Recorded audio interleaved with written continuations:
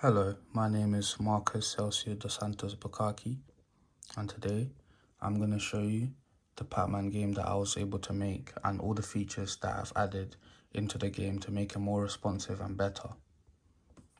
So as you can see, we immediately have the game over restart function appear here right on the screen. This wasn't here before, and if we press it, it will start the game all over again. As you can also see, all of the enemies are moving in random directions, and as you can see, as you just saw over there, the collision function works wonderfully as none of the enemies travel past any of the walls, and when they bounce into a wall, it immediately changes the direction to somewhere else.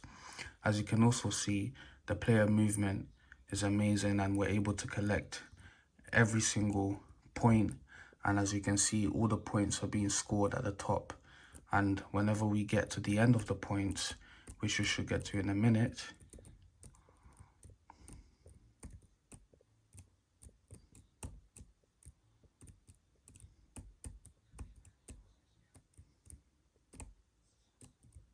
and we also die, and we spawn straight back at the top whenever we collide with one of the green enemies, which is also a feature that I added that wasn't here before on JavaScript. And as you can see, once we've collected all the points and the score is 50, we win the game and we have the option to restart the game again.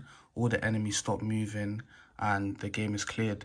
As you can see, the point is scored, and we also have the number of lives that we're allowed to have. When we died against the green enemy over here, it took one of our 3 lives out. So every time we die, we lose a life. And if we lose all our 3 lives, then the game will restart and you can play the game again. Let me just try to see if I can show an example of that.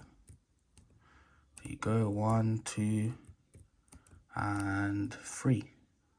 There you go. See, we died 3 times, all our lives are gone, and we can see that the game has the game over restart message pop up again as I set on the JavaScript. We can also control it through the arrows. This was another feature that I added.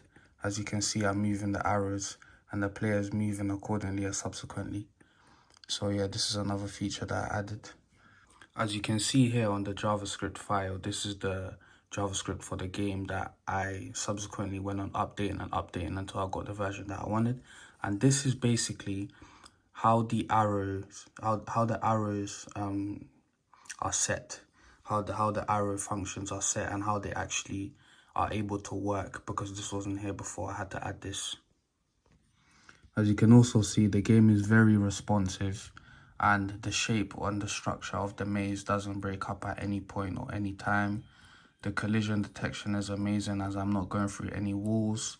The enemies are not spawning anywhere outside of the walls either, which is great. This is the game so far, with many more features I could potentially add.